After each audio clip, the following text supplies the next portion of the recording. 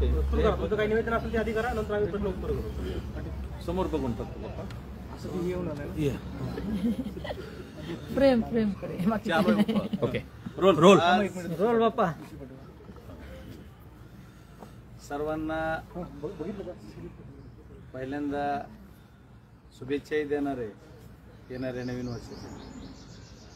आणि गेली कित्येक दिवसापासून या बीड जिल्ह्यामध्ये जी अराजकता माजलेली आहे आणि विशेष करून मागच्या 9 तारखेला संतोष देशमुख सरपंच मसाजोग यांचा जो मर्डर झाला त्या प्रकरणाशी संबंधित जे विषय आहेत, कारण त्याचा जर विचार करायचा झाला तर ह्याची सुरुवात कधी झाली तर मे महिन्यामध्ये झाली. या प्रकरणाची सुरुवात तशी मे महिन्यामध्येची एक खंडणीचा गुन्हा मागे दाखल झाला होता आणि त्याच्यातून बरेच गोष्टी घडत गेल्या.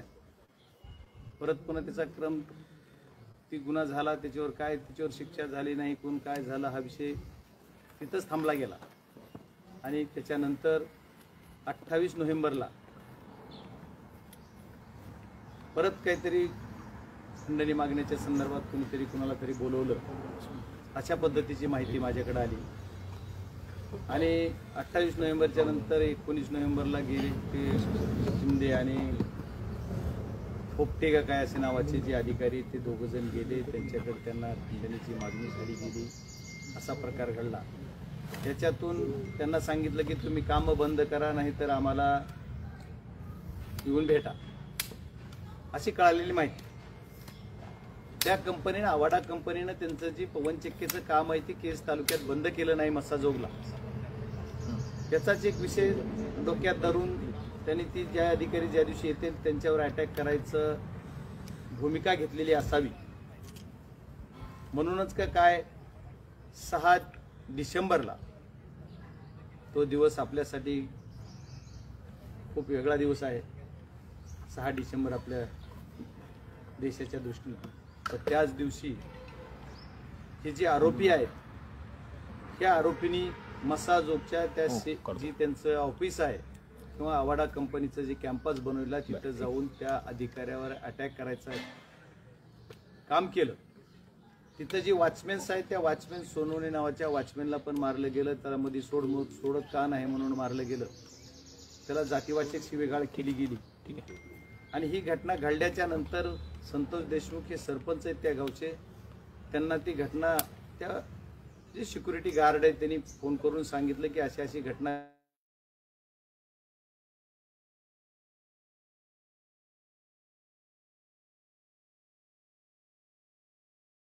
प्रमाणे गावातील कुठली घटना घडली तर तिथं जाऊन त्यांचा संयमाने ते मिटवणे हे त्यांचं काम आहे.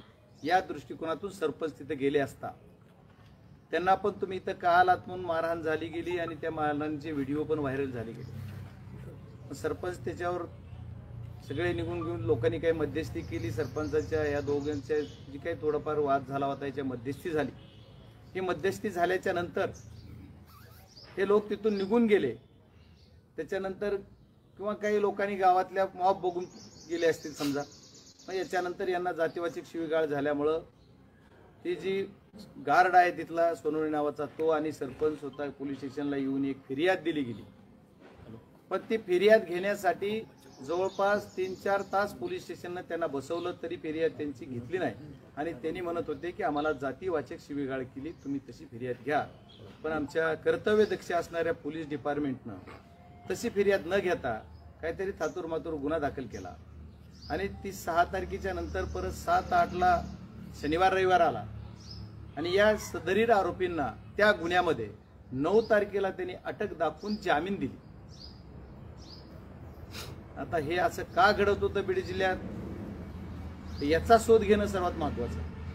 हे अशा घटना का घडतात की ती पोलीस स्टेशनला त्यांची जी जातीवाचक शिवीगाळ केलेली जी गुन्हा घेऊ नका किंवा साधाच गुन्हा दाखल करा म्हणून कुणाचा फोन आला हे तपासणं गरजेचं आहे.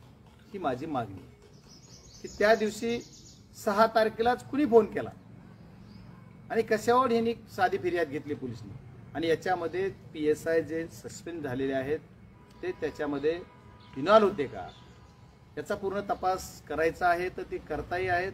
तर या सर्व गोष्टी करताना सोमवारी 9 तारीख 9 डिसेंबरला ज्या दिवशी या आरोपींना जामीन झाली, जामीनवर सोडलं गेलं, त्या आरोपीबरोबर PSI आपल्याला दिसतात. त्याचे व्हिडिओ व्हायरल तुमच्या सर्व चॅनलनी पण केलेत. आणि हे सर्व झाले असताना एका हॉटेलमध्ये सरपंचाच्या भावांना पण ते हॉटेलमध्ये बसला असताना जवळ बोलून घेऊन बोललेला व्हिडिओ व्हायरल झालाय. त्याच्यातच कुणीतरी म्हणतंय की हा व्यावहारिक विषय आहे. मान्य आहे, व्यावहारिक आहे, पण सरपंचाचा व्यावहारिक विषय नाहीये. व्यावहारिक विषय करणारे कुणीतरी वेगळेच असावेत जर व्यवहारातून असेल तर. कारण हे खंडणीचाच विषय असल्यामुळे व्यावहारिक आहे. त्यांच्या म्हणण्यात तथ्य आहे. जे कोणी व्यवहारातून ही झालंय म्हणतात ना, त्याच्यात ती तथ्य आहे. ते कसं तथ्य आहे तर त्यांनी ते व्यवहारातून झालं याचा अर्थ त्यांनी वेगळा घेतायत, पण आमच्या दृष्टीने त्यांचं म्हणणं वेगळं असावा. आणि या सर्व गोष्टी करत असताना 9 तारखेला त्यांनी सोडल्याच्या नंतर PSI पाटील नावाचे जे आहेत त्यांच्यासोबत ही आरोपी होते. मग ही आरोपी त्यांच्यासोबत असताना PSI पाटील त्यांना काय प्रोटेक्शन देत होते किंवा काय कट रचित होते, या कटामध्ये तेही सामील होते का, असा मी पहिल्या दिवसापासून जी मी 9 तारखेला संध्याकाळी बाईट दिली तेव्हापासून सांगतोय की ही जी PSI आहेत ते याच्यामध्ये सहआरोपी झाले पाहिजेत. आणि माझ्या त्या म्हणण्याला ग्राह्य धरून म्हणा, तपासाचा भाग म्हणून म्हणा, त्यांनी त्याच्या सहआरोपी त्यांना केलं गेलं. त्याच्याबद्दल पोलीस डिपार्टमेंटचे मी आभार मानणार. पण पोलीस डिपार्टमेंटचा मला हे कळत नाहीये की त्यांनी 9 तारखेला ही घटना घडल्याच्या नंतर त्याचा राग मनात धरून जी 6 तारखेची घटना घडली, 9 तारखेला यांना जामीन झाली. सरपंच त्यावेळेस लातूरला गेलेले होते. लातूरहून आल्याच्या नंतर केजच्या धारूर चौकापासून त्यांच्यावर पाळत ठेवली गेली आणि त्यांच्या मागं पुढं गाड्या ठेवून त्यांना अडवून संतोषला गाडीतून बाहेर काढून मारीत बाहेर काढलं. असं साधं नाही काढलं. आणि 3 वाजून काहीतरी 27 मिनिटाला 25 मिनिटाला घटना समजा 3:30च्या दरम्यान थोडी 10-5 मिनिटं अगोदर अशी घडली आणि त्यांना उचलून नेलं गेलं. टोल नाक्यावरून पूर्व दिशेला आणल्याच्या नंतर परत टाकळी पाट्यावरून नेलं गेलं असं म्हणलं जातंय पोलीसकडनं. नेलं कुठे याची खरी माहिती आणखी काही प्रेस घेऊन पोलिसने दिली असं मला वाटत नाही. म्हणजे माझ्या माहिती किंवा प्रेसला दिलं त्यांनी डिटेल वृत्तांत दिला नाही. तो त्यांचा तपासाचा भागही असू शकतो, त्याच्यामुळे ते देत नसतील. मला त्याच्यात नाही जायचं.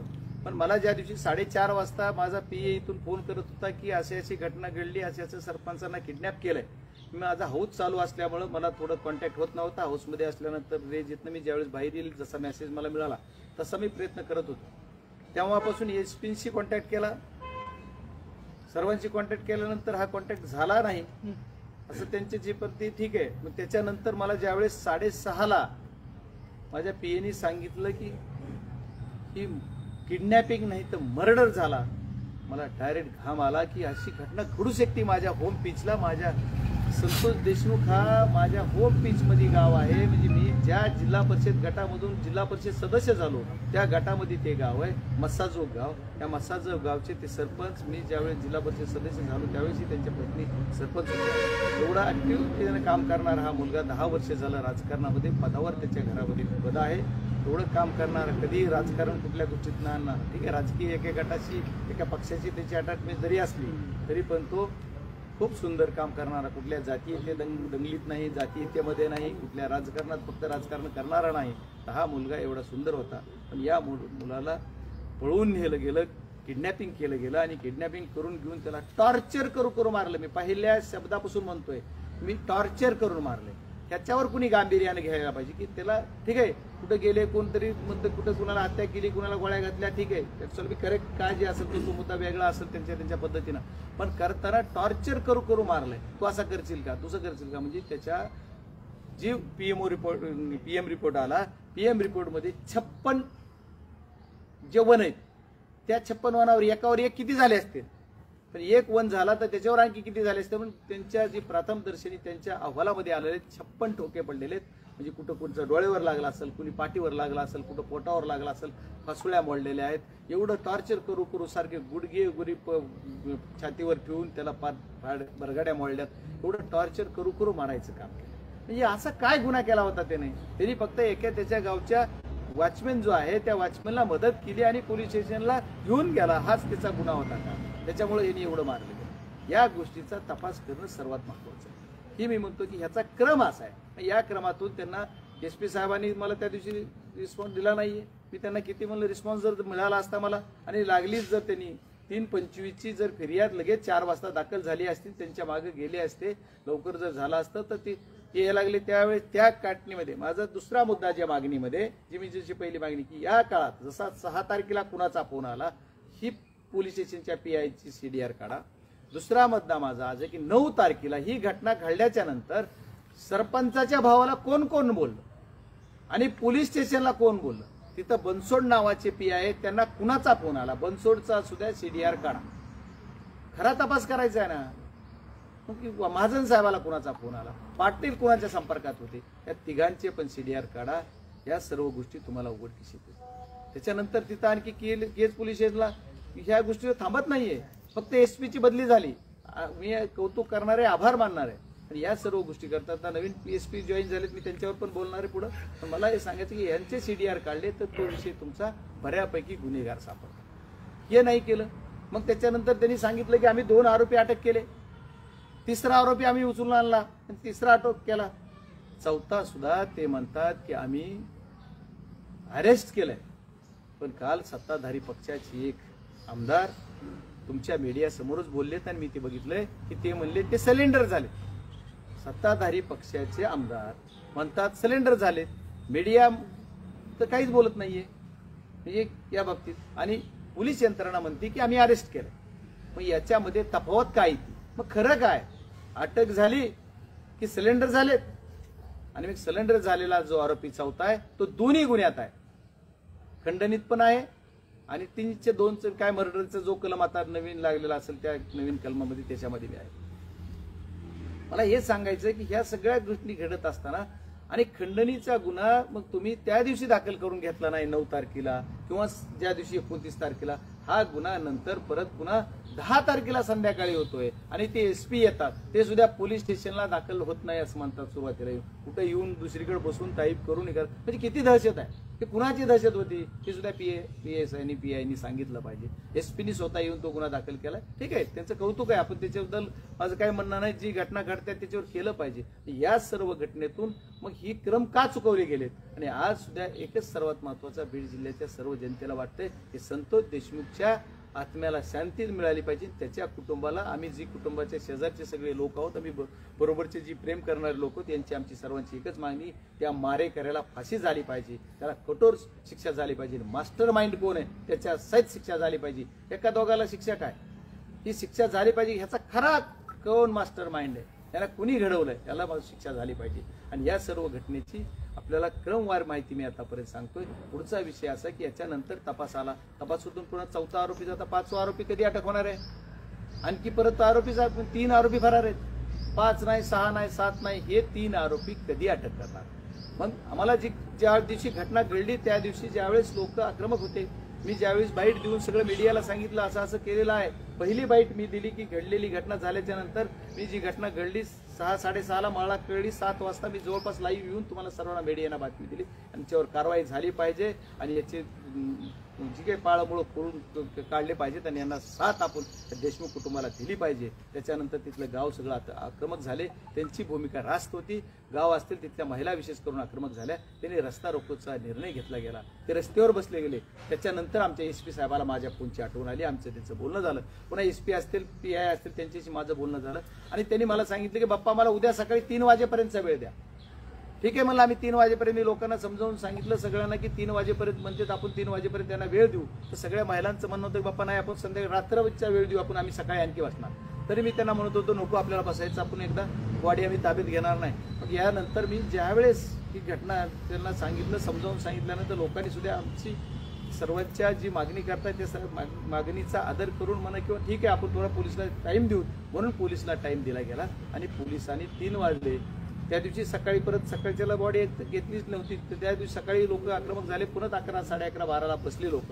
तर 3 वाजले तरी काही परत अटक केलं नाही आणि त्यांनी 3 वाजेपर्यंत वेळ मागितला. 3 दिवस गेले, 4 दिवस गेले, 5 दिवस गेले, 10 दिवस झालेत, 12 दिवस झालेत, 13वा झाला आणि आता 15 दिवस झालेत, तरी सुद्धा 3 आरोपी अटक होत नाही. ही किती वाईट आहे. मग जर पोलीस यंत्रणेने आम्हाला सांगितलं, मग त्या दिवशी आम्ही जे बॉडी ताब्यात घेऊन आम्ही त्याच्यावर अंत्यसंस्कार करण्यासाठीचा जो निर्णय घेतला ते आमचा चुकीचा होता का? आम्ही लोकांना सर्वांना शांत करून ती पोलीस यंत्रणेला साथ द्यायची ठरवले, आमचं चुकीचं होतं का? आम्ही लोकप्रतिनिधी म्हणून सुद्धा लोकांना सांगितलं समजावून की असं नको, आपलाच एक माणूस गेलाय, त्याचा आपण अंत्यसंस्कार जे आहे आपण खूप हे करूयात आणि विनाकारण पोलीस यंत्रणेला विटीस न धरता पोलीस यंत्रणेला मदत करूया. मग पोलीस यंत्रणा एकदा अंत्यविधी झाल्याच्या नंतर पुन्हा शांत बसली का? तर त्याच्यावर परत काही सभागृहात बरेच इथल्या सभागृहात बोलले गेले, मी माझ्या सभागृहात बोललो, संसदेच्या समोर आंदोलन झालं, बऱ्याच क्रम पुढे घडत गेले. आणि याच्यानंतर पोलीस यंत्रणेमध्ये किंवा बदल काय झाला? एकच झाला की हा जो तपास आहे तो CDI कडे गेला, जे मर्डरची केस CDI कडे गेली. आणि त्याच्यानंतरच्या पुढच्या काळामध्ये खंडणीची जी केस आहे परत अॅट्रॉसिटी ऍड नंतर केली, ती अॅट्रॉसिटी नंतर ऍड केल्याच्या नंतर सुद्धा ती केस इथं DYSP कडे होती. पण ती पण रात्री ती खंडणीची केस पण आणि तुमच्या अॅट्रॉसिटी आणि जी मर्डरची केस, ह्या तिन्ही केस CID कडे गेलेल्या आहेत तशी माहिती कळाली. तिन्ही केस जर आता तिकडे वर्ग केल्यात तर याचा अर्थ काय होतो की तिन्ही केस एकत्र क्लब करण्याचा अर्थ असा आहे की तिन्हीचं कनेक्शन एक आहे. मी जी पहिल्या सुरुवातीपासून जी तुम्हाला सांगतो तिन्हीचं कनेक्शन एक आहे. मग या तिन्ही जे गुन्हेगार आहेत ते तिन्हीमध्ये त्या तिन्हीतले सर्व गुन्हेगार कॉमन आहेत असं गृहीत धरून सर्वांना या सगळ्या गुन्ह्यामध्ये ऍड केलं पाहिजे. जे खंडणीत आहेत तेच मर्डरमध्ये पण आहेत आणि जे मर्डरमध्ये आहेत ते सुद्धा खंडणीच्या प्रकारात आहेत. म्हणजे क्लब केले शासनानं आणि ही त्याचं CDR काढले की नक्की कळेल अशा पद्धतीची ही घटना आहे. मग या घटना करत असताना बऱ्याच घटना घडतात. मग त्याच्यानंतर इथल्या सभागृहात आदरणीय मुख्यमंत्री महोदयांनी निवेदन केलं. अगोदर बऱ्याच सत्ताधारी आमदार असतील, म्हणजे कुठे राष्ट्रवादी पक्षाचे असतील, भाजपचे 2 आमदार बोललेत, राष्ट्रवादीचे 2 आमदार बोललेत, जवळ बरेच काय जी बोलले. तर आमचे आमदार राष्ट्रवादीचे म्हणून आमच्या आमदार एक जी 5 आमदार इथं जवळपास बीड जिल्ह्यातले सभागृहात बोललेत.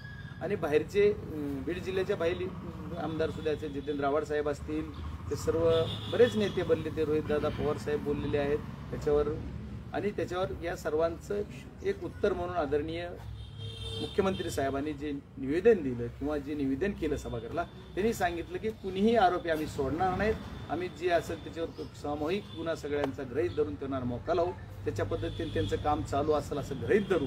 पण आतापर्यंत त्यांनी निवेदन करून सुद्धा आज जवळपास मला वाटतं शुक्रवारी निवेदन त्यांनी केलेलं आहे आणि आज जवळपास गुरुवार आहे ना, बुधवार, म्हणजे जवळ 6 दिवस झाले.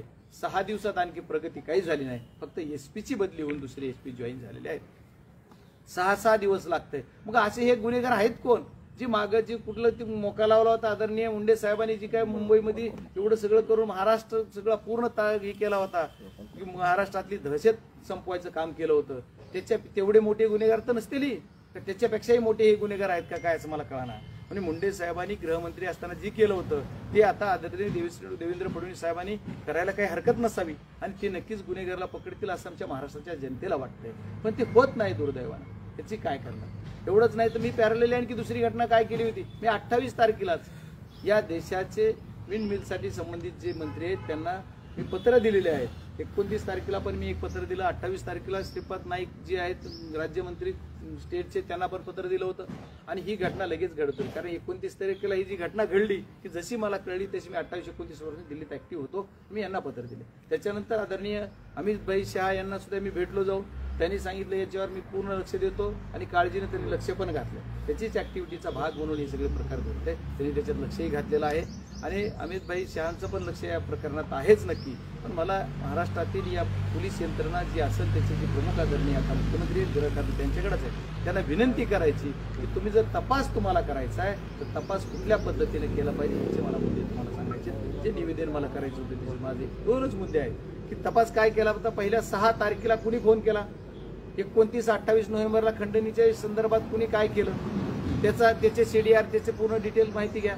तर तपास त्या पद्धतीने झाला पाहिजे. त्याच्यानंतर एवढंच नाही तर ते 6 तारखेला ज्यांनी केलं त्याचं काढा, 9 तारखेला कुणी फोन केले ते काढा. त्याच्यानंतर हे सगळे जे गुन्हेगार इथं होते, ज्या समजा जे आता 4था आरोपी अटक झाला, दोन्ही गुन्ह्यात आहे समजा, तर त्या आरोपी त्याचा CDR काढलं की सगळं कळतंय.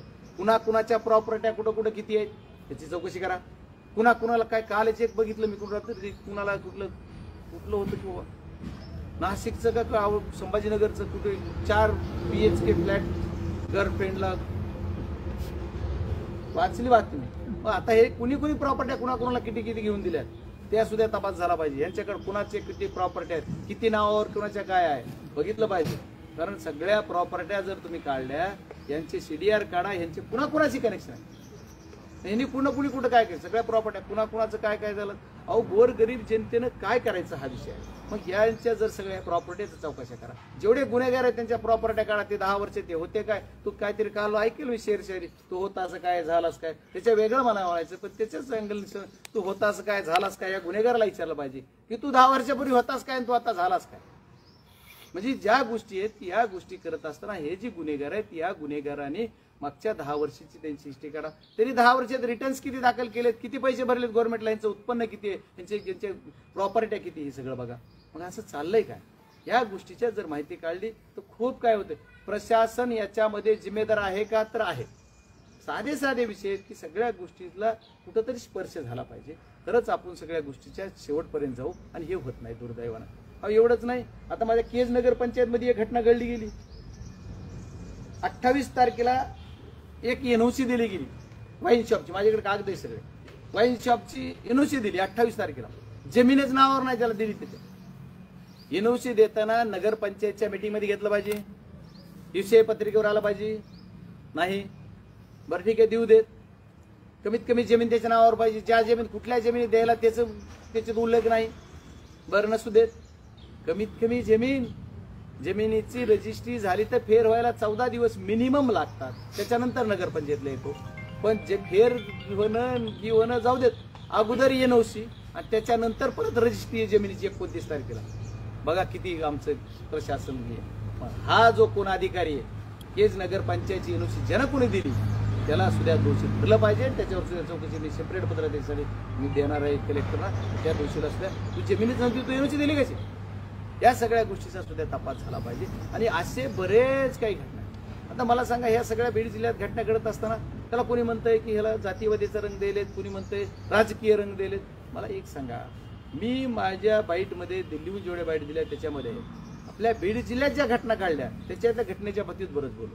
आता सौताड्याचा एक असणारा रहिवासी गोवर्धन सानप हे पाटोदा पंचायत समिती माजी सभापती आहे. ते कुठल्या समाजाचे आहेत मला त्याच्यावर यायचं नव्हतं, पण नाईलाज आहे. कारण जे आरोप करतायत कोणी माणसं की त्याला जातीय रंग दिलात, पण मी त्यांची सुद्धा मागणी केली. त्यांचा संशयित मृत्यू झालाय, त्यांना सुद्धा किडनॅपिंग करून घेऊन त्यांचा मृत्यू संशयित मृत्यू म्हणून घोषित केले पोलिसने. मग याचा तपास कधी करणार.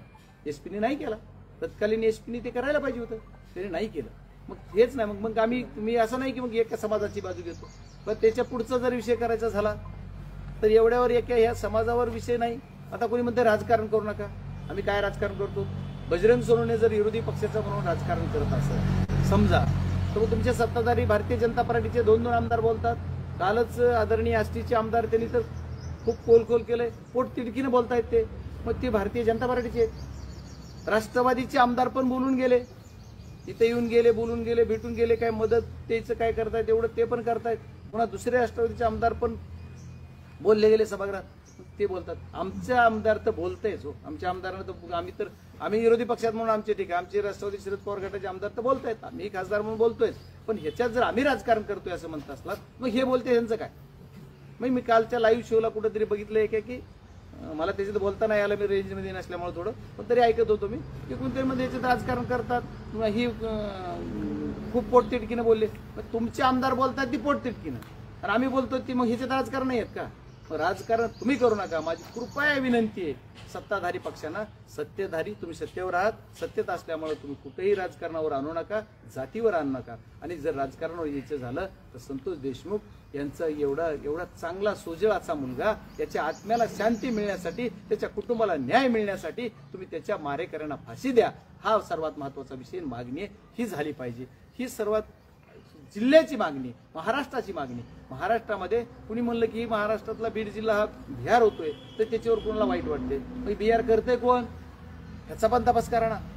मग तुम्हाला तसं वाटतंय तर तुम्ही कुठंतरी निवेदन करताना तुम्ही म्हणतात हो माझं सगळं ओपन आहे, तुमचं सगळं ओपन आहे तर आमचं काय झाकून आहे, आमच्यावर तर काही करायसारखा विशेष नाही. आमचं म्हणणं असं आहे की तुम्ही सर्वजण ताकदीनं ह्या मारेकऱ्याच्या पाठीमागं लागा आणि मारेकऱ्यांना मागं लागल्याच्या नंतर तुम्ही ह्याचं मारेकरी तपास हुडकून काढा. आणि याच्यात जर खोलात जायचं असेल तुम्हाला तर माझं तर एक म्हणणं आहे, आता परत पुन्हा कोणीतरी राजकारणावर आलं, कुणी म्हणलं पालकमंत्री काय, आम्हाला काय करायचंय पालकमंत्री. माझं तर म्हणणं असं आहे की पालकमंत्री कोण करायचं हा त्या तिन्ही पक्षांचा विषय, त्यांनी ठराव. पण खरंच जर इथे या प्रकरणाच्या खोलात जायचंय तुम्हाला तर शिवसेनाचे काल 2 मंत्री येऊन गेले, भाजपच्या 1 मंत्री येऊन गेल्या सत्ताधारी पक्षात, परत माननीय आम्ही येऊन गेलो की अजितदादा मागेच येऊन गेलेत या प्रकरणात. मग माझं एक म्हणणं आहे की या जिल्ह्यावर समजा राष्ट्रवादी काँग्रेसचे 3 आमदार आहेत अजितदादा गटाचे, तर मग अजितदादा गटाला जर पालकमंत्री घ्यायचं किंवा काय करायचं, माझी तर इच्छाच अशी आहे. खरंच तपास करायचा तुम्ही खरं मग अजितदादांनाच पालकमंत्री होऊन तपास करावा, अजितदादाने या बीड जिल्ह्याचं पालकमंत्रीपद घ्यावं आणि त्यांनी करावा तपास. आमचं काय म्हणणं, पण ती कुणाला द्यायचं कुणी नाही द्यायचं काय मागणी करायची आमची ह्या पालकमंत्र्यांवर ह्या राजकारण येण्यापेक्षा मला संतोष देशमुख यांच्या आत्म्याला शांती मिळाली पाहिजे आणि त्यांच्या मारेकऱ्याला शिक्षा झाली पाहिजे ही माझी मेन मागणी. त्याच्याविषयी मी ठेवतोय, मला दुसरं काय नाही. त्यांचं जर तपासात कुणाच्या प्रॉपर्टी तपासा म्हणलं, ज्यांचे CDR काढा म्हणलो, माझ्या मागणीमध्ये तुम्हाला कन्क्लुजन करून सांगतो. माझं सर्वात महत्त्वाचं 5 मागण्या आहेत. ती पहिली मागणी 6 त्या 29 आणि 28 तारखेला कुणाला बोलवलं तर कुणी बोलवलं ते तपासून काढा, कारण त्यांच्या त्या खंडणीच्या गुन्ह्यामध्ये आले त्या फिर्यादीमध्ये ते हुडका. 6 तारखेला जी तुमच्यावर केस झाली त्याचे CDR काढा, ती त्याच्यात अॅट्रॉसिटी का केली नव्हती ती काढा. त्याच्यानंतर 9 तारखेला जी सकाळी गुन्हा गेला त्याच्यावर किडनॅपिंगचा गुन्हा 3 वाजता केला, त्याला 3 तास लेट का केला हे काढा, त्याला कोणाकोणाचे फोन आले ते काढा. तर त्याच्यानंतरचं जे विषय आहे ते हे जे आता पकडलेत यांच्या मोबाईलचा CDR काढायला काय लागतंय बरं, जे आरोपी आहेत त्या आरोपीच्या मोबाईलचा CDR काढायला त्याला मोबाईल थोडा लागतोय, CDR तुम्ही काढू शकता का नाही. मग आता त्यांचे मोबाईल टाका ना ट्रॅकला, इलेक्शन मध्ये आमचा CDR काढीत होता सत्तेच्या जेव्हा, आता काढा ना आरोपीचा CDR. ही जी आरोपी आहे ती आरोपीच्या मोबाईलचा CDR काढा आणि पोलीस यंत्रणा आपल्याकडे बीड जिल्ह्यामध्ये CDR काढायला परफेक्ट आहे. मग CDR काढा ना यांचे CDR काढा. कुणाकुणाला किती किती बोलणं होतंय, दिवसात एक माणूस 3 घंटे कुणाकुणाला बोलला जात आहे, काढा. मग याच्यामध्ये या मंत्री महोदयांनी सगळ्यांनी ह्यांचा कुणाचा ह्यांना सुद्धा किती माहित आहे मला माहित नाही, पण हे जे घटना करतात हे सगळे जे आहे त्याच्या मास्टरमाइंड मध्ये हे गेलं पाहिजे आणि मास्टरमाइंडच्या खोलात जाऊनचा मास्टरमाइंड हुडकला पाहिजे आणि हुडकून त्याला शिक्षा झाली पाहिजे, हेच माझं निवेदन आहे. आणि या मी जी मागणी केल्या SP साहेबांना माझं म्हणणं आहे, SP साहेब तुम्ही जॉईन झालात, तुम्ही जॉईन झाल्याच्या नंतर तुमचं कौतुक केलं, तुम्हाला वेलकम केलं, मी खासदार असले आहे तरी, पण माझी एक विनंती आहे की आपल्याला तुम्ही हे जे इथं PSI होते यांचे CDR काढा, यांचे काय लगे बांधेत काढा. आता तुम्ही जे एवढे दिवस झालं 4-5 दिवस झालं तुम्हाला CDR काढायला काय अडचण नाही. आणि बीड जिल्ह्यातले आता बरेच PI आहेत आणखी की त्यांच्या तुम्ही बदल्या करा. आता दहीपळे नावाचा कसं इथं चालू, आता एवढा एक विषयाचा संबंध नाही, मटका आहे गुटखा आहे सगळं चालू होतं, म्हणजे राजरोस माहितीची पुराव्याने देतो मी असं काही उगाच बोलणार नाही. मला जी माहिती आहे तेवढं करेक्ट हप्ते सहित कोण काय घेतंय काय हे सगळ्या सहित देतो. मग हे जे आता सगळे एवढे PI इलेक्शन मध्ये जी सालगड्यासारखे वागले त्यांचं सुद्धा तुम्ही ट्रान्सफर करा दुसरीकडे, इकडे जरा चेंज करा तर बरं होईल. काय गुन्हा तुम्ही कायदा सुव्यवस्था, माझी एकच शेवटची मागणी आहे की बीड जिल्ह्यामध्ये पुनश्च एकदा कायदा सुव्यवस्था प्रस्थापित करा. आदरणीय SP साहेब ही त्यांना माझी मागणी आहे, कारण कायदा सुव्यवस्थाच बीड जिल्ह्यात राहिलेली नाही. बघा आमच्या माधव जाधवचा काय गुन्हा होता, ज्याला इलेक्शन मध्ये एका उमेदवाराबरोबर ते आमच्या जी माझ्या आता शेजारीच बसले या उमेदवारासोबत फिरत होते आणि त्यांनी कायद्याचं पूर्ण पालन केलंय की ते उमेदवार मध्ये ज्यावेळेस बूथ मध्ये गेले त्यावेळेस ते तिथे गेले नाही, ते त्याच्या रेस जी आहे त्या रेषेच्या बाहेर उभे होते पण गाडीच बरोबर होते. मग तिथं जो गार्ड होता तर या गार्डनं सुद्धा आय विटनेस होऊन केस केली पाहिजे होती. तुमच्या एका उमेदवारासोबतच्या एका माणसाला मारलं जातं ते याला उचल, आजपर्यंत त्याच्यावर केस नाही हो, काय गुन्हा होता त्याचा, मग त्याच्यावर केस झाली पाहिजे. SP साहेब माझी विनंती की ते आमच्या माधव जाधवला विनाकारण मारलं गेले त्याच्यावर तुम्ही केस करा. तर मग SP साहेबांनी सुद्धा खऱ्या अर्थाने न्यायाला सुरुवात केली अशी. काय माझ्या त्या यशवंत देशमुखांचा गुन्हा होता, त्यांनी आमचं काम केलं हे गुन्हा होता. परळीचे डॉक्टर यशवंत देशमुख यांना विनाकारण अटकावलं गेलं, त्यांच्यावर विनयभंग आणि अॅट्रॉसिटी सारखी खोटी केस केली. काय गुन्हा होता त्यांचा, त्यांनी आमचं काम केलं हे गुन्हा होता. मग असं जर का काय गुन्हा होता, रामकृष्ण बांगरावर एवढे गुन्हे होत आहेत, काय त्याची चूक आहे कुठंतरी तपासात काढा. कारण रामकृष्ण बांगराने आमच्या उमेदवाराला साथ दिली, आमच्या सोबत आले म्हणून रामकृष्ण बांगर यांची फॅमिली पूर्ण उद्ध्वस्त केली. हे ज्या घटना आहेत आता हे कुणाकुणावर काय, आता बरेच काय तेवढं झालं तरी बाप तो बाप रहेगा ये रहेगा, अरे ती गाळ वेळ वक्त राहता आहे.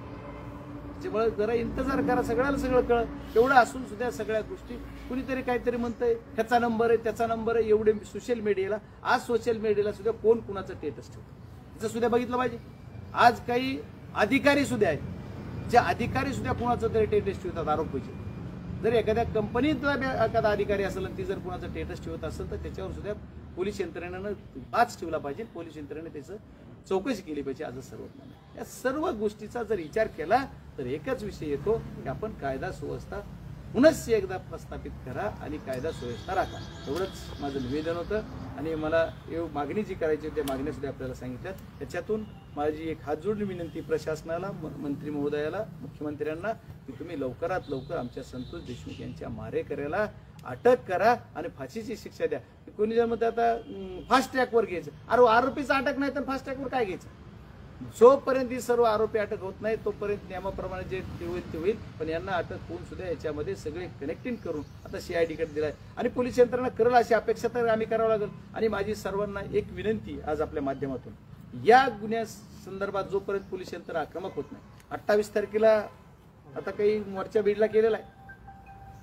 या मोर्चाच्या संदर्भात मी सर्व जनतेला सुद्धा आवाहन करणार आहे की तुम्ही सगळेजण 28 तारखेपर्यंत जर ह्यांनी काही ऍक्शन नाही केली आणि नाही झाला तर आपण तो मोर्चा मोठा करू. मी स्वतः हजर राहणार आहे आणि आपण सर्वांनी हजरही राहिलं पाहिजे त्या मोर्चाला, असं मी जनतेला तुमच्या माध्यमातून आवाहन करणार आहे. एवढंच नाही, तेवढ्या मोर्चावर मी थांबणार नाही. तर पुढच्या काळामध्ये याचा जर तपास 1 तारखेपर्यंत नाही झाला तर पुढच्या येणाऱ्या वर्षामध्ये, नवीन वर्षामध्ये मी स्वतः उपोषणाला बसणार आणि खमक्या भूमिका घेऊन मी जोपर्यंत हा निर्णय छडाला लागत नाही तोपर्यंत उठणार नाही याची भूमिका सुद्धा मी पुढच्या काळात घेणार. तो शासनाला कळवून त्याच्याप्रमाणे माझ्या पक्षांचे शेड्यूल घेऊन पक्षांशी विचारणा करून मी पण या रस्त्यावर उतरणार. असं सर्वांच्या आपल्या माध्यमात मी सर्वांना आश्वासित करू इच्छितो की या प्रकरणाच्या खोलात आदरणीय यंत्रणेनं जावा. आदरणीय मुख्यमंत्र्यांनी जे शब्द दिलाय, कारण तसं केलं तर शब्द दिलेला पाळणारे, कर्तव्यदक्ष असे मुख्यमंत्री म्हणून ज्यांची ख्याती आहे असे देवेंद्र फडणवीस साहेब नक्की याच्यात लक्ष चांगलं घालतील असं अपेक्षा करतो आम्ही. आम्हाला आता त्याच्यापेक्षा पुढचं काही येणार नाही. त्याच्यामुळे आम्हाला कुठं राजकारण करायचं नाही, कुठे जातीय तणाव करायचं नाही. एकच मागणी माझी, या मारेकऱ्याला फाशी झाली पाहिजे. खूप खूप धन्यवाद. पप्पा, तुम्ही करतो बीडचा बिहार होतोय असा आरोप करताय, तर हे कुणासाठीच घोषणावं नाही. तुम्ही ज्या जिल्ह्याचं प्रतिनिधित्व करताय त्या जिल्ह्याची चर्चा राज्य पातळीवर बीड म्हणजे बिहार असे ज्यावेळेस होते ती मला वाटतं इथल्या समाजातील प्रत्येक घटकाचा तो अपमान आहे. पण असं असताना मग ही जबाबदारी कोणाची आहे? हा जर बिहार झाला कसा? आणि बिहार होत असताना यामधल्या प्रत्येक घटकाने स्वतःची जबाबदारी तितक्या पद्धतीनं पार पाडली का? आजच एका दिवसात बिहार झाला नाही? माझं हो, आपलं जे म्हणणं आहे ते बरोबर आहे. पण मागच्या कित्येक वर्षापासून माझा जसा जन्म झाला तसं बीड जिल्ह्याची ओळख काय? ऊसतोड मजुरांचा जिल्हा. या ऊसतोड मजुरांच्या जिल्ह्याची ओळख पुसण्यासाठी कुणी कुणी काम केलं आतापर्यंत हे मला माहित नाही. आणखी ऊसतोड मजुरांचा जिल्हा म्हणतो. मग आज आम्ही ज्यावेळेस म्हणतो की ही बिहार बीडचा झाला, त्याच्यात आपण म्हणताय की याची जिम्मेदारी कोण आहे? त्याची जिम्मेदारी आमची पण आहे. म्हणूनच आमची जिम्मेदारी आम्ही निभावतोय आणि आमच्या जिम्मेदारीतूनच आम्ही या प्रकरणाला वाचा फोडतोय आणि या प्रकरणाच्या खोलात जातोय. यांनी ज्यांनी घडवला त्याला सत्ताधारी जबाबदार असतात. सत्तेत कोण आहे? मग ही सत्ता, कायदा व सुव्यवस्था पाळायची कोणी? आम्ही त्यांना सपोर्ट करणे आमचं काम आहे. आम्ही कुठं कायदा सुव्यवस्था हातात घेतली असेल तर आम्ही त्याला जबाबदार आहे. आम्ही सपोर्ट करत नसलो तर आम्ही उलट आम्ही सपोर्ट असा करतो की याच्या खोलात जा आणि ह्याला पकडा, एवढंच म्हणतोय आम्ही. त्याच्यामुळे ह्याला जबाबदारी खऱ्या अर्थानं मला जेवढं राजकारण कळतंय किंवा मला जेवढं काही सामाजिक ज्ञान आहे त्याच्यातून वाटतंय ते सत्ताधाऱ्यांची जबाबदारी असली पाहिजे. जे सत्तेत आहे त्यांची जबाबदारी. बाप्पा, ही जे आवादा कंपनी आहे ही मोठ्या उद्योगपतीची आहे. त्यांनी कुठं ना कुठं दिल्लीत दबाव टाकल्याची चर्चा आहे आणि त्याच्यामुळेच हे खंडणी प्रकरण जे आहे ते दाखल झालं. नाही, मला ह्याच्यात नाही सांगता येणार. आवाडा कंपनीचा मालक कोण आहे हेही मला माहित नाही किंवा काय कोण आहे त्याच्याशी काही माझा संबंध नाहीये. माझा जेवढा संबंध होता, माझ्या बीड जिल्ह्यात ही घटना घडती त्याच्यामुळं देशाच्या सभागृहात मी असल्यामुळं अमितभाई शहा गृहमंत्री त्यांना भेटलं पाहिजे. त्यांनी मला खूप सपोर्ट केला, खूप कौतुकास्पद त्यांनी साथ दिलेली. त्याच्यामुळे मी त्यांच्यावर नाराज नाही. पप्पा, ज्यावेळेस आम्ही बघतोय की काल 2 दिवसापासून एक व्हिडिओ व्हायरल झाला की एक व्यक्ती हातामध्ये बंदूक घेतो आणि त्यातनं गोळी ओढून दाखवतो. तोच व्यक्ती होता ज्यांनी माधव जाधव यांना पण मारहाण केली.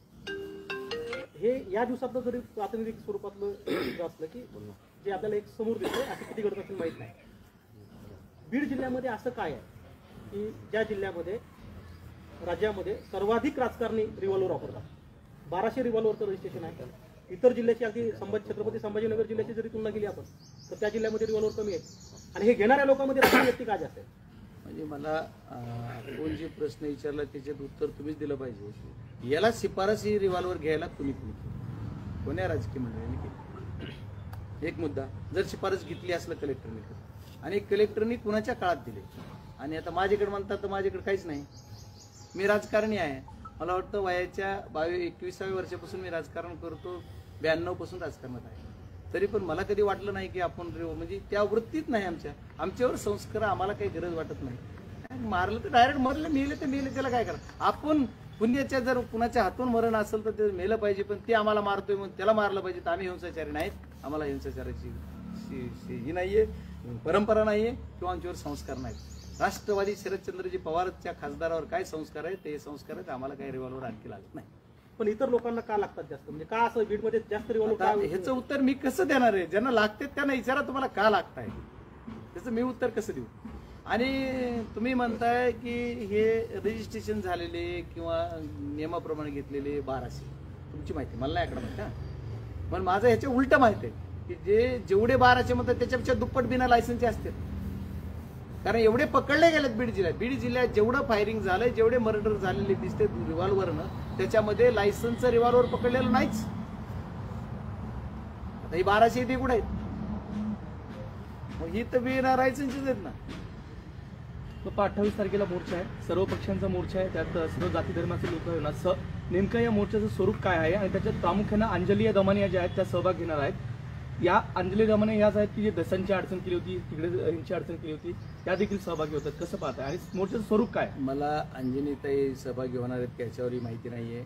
सहभागी कोण कोण होणार आहे याच्यावर माहिती नाहीये. पण मी त्या मोर्चात सहभागी होणार आहे. मोर्चाचं स्वरूप जे काय ठरवलेलं सगळं असेल, सर्व समाजाच्या घटकातल्या सर्व लोकांनी, सर्व सामाजिक लोक असतील, त्या सामाजिक सर्व संघटना असतील, त्यांनी सर्वांनी जो मोर्चा आयोजित केला, या मोर्चाला ही मागणी पहिल्या दिवसापासून माझ्या घरातला, माझ्या शेजारचा हा मुलगा आहे, त्याला न्याय मिळाला पाहिजे याच्यासाठी हा मोर्चा आहे. आणि बीड जिल्ह्याचा खासदार म्हणून माझी जबाबदारी, त्याच्यात हजर राहणं मी राहणार. तत्कालीन SP जे होते बारगळ यांनी फोन उचलला नाही यासाठी तुम्ही हक्कभंगही दाखल केला होता. काय त्याची प्रोसेस आहे आणि ते हक्कभंग काय वेळ मंजूर केलंय? नाही, खासदाराला एक अधिकार आहेत. खासदार महोदयांचा विषय असा आहे की तुम्ही एखाद्या कुठल्याही अधिकाऱ्यानं त्याच्या खासदारांच्या अधिकारावर गदा आणली तर त्याच्यावर हक्कभंग करता येतो. आणि माझ्यावर राईट आहे माझा की आदरणीय SP साहेबांना मी अशी घटना घडल्यानंतर फोन लावू शकतो. त्यांनी फोन मी लावले, त्यांना माझे PA लावत होते. फोन लावलेला एखाद्या वेळेस गडबडीत असल्यावर बघितला नसेल, पण मेसेजही माझ्या PAच्या फोन केले, सगळं रेकॉर्ड माझ्याकडे आहे. आणि याच्यानंतर मग यांनी उचलला नाही. मी त्यांना प्रत्यक्षही बोललो, त्याच्यानंतरही त्यांना भेटलो. तरी त्यांच्या म्हणजे माझी भेट पहिलीच आणि शेवटचीच मानायची. आता काय शेवट पुन्हा होईल. SP म्हणून बीडची शेवटचीच भेट या कार्यकाळातली. पुढच्या वेळी जॉईन झाले आणखी 4-8 दिवसानं, 4 वर्षानं, 8-10 वर्षानं, तर नाही माहीत. पण आजच्या या कार्यकाळातली त्यांची पहिली आणि शेवटचीच भेट माझी होती. ज्या दिवशी मी या प्रकरणाला भेट द्यायला आलो त्या दिवशी माझी त्यांची भेट झाली. त्याच्या अगोदर मी त्यांचं कधी समोरून चेहरा बघितला नव्हता किंवा त्यांनी माझं काही बघायचं कारण नव्हतं. त्यांनी मला कुठं भेटले नव्हते. आणि ती भेटले त्या दिवशी सुद्धा त्यांना सांगितलं होतं, साहेब तुम्ही ही जे केलं हे माझ्या दृष्टीनं मला वाटतंय की मी तुम्हाला किती रिस्पॉन्स देत होतो की आम्ही मदत करतो, सगळ्या गोष्टी तुम्हाला साथ दिली, पण तुम्ही आम्हाला साथ दिली नाही. तुम्ही आरोपी पकडत नाहीत, आरोपी पकडले पाहिजे होते. या गोष्टी बऱ्याच काही चर्चा झाल्या. त्या हक्कभंगाच्या बाबतीत एवढाच विषय आहे की तो आमचा अधिकार आहे. मात्र एकीकडे धनंजय मुंडे यांच्या मंत्री पदाचा राजीनामा आहे त्याची देखील मागणी केली जाते. त्याबरोबर जे आरोपी आहेत वाल्मिक कराडांचं नाव घेतलं जातं, तर त्या संदर्भात देखील खूप मोठी चर्चा होते. तुमची नेमकी त्या संदर्भात कशी मागणी असणार काय?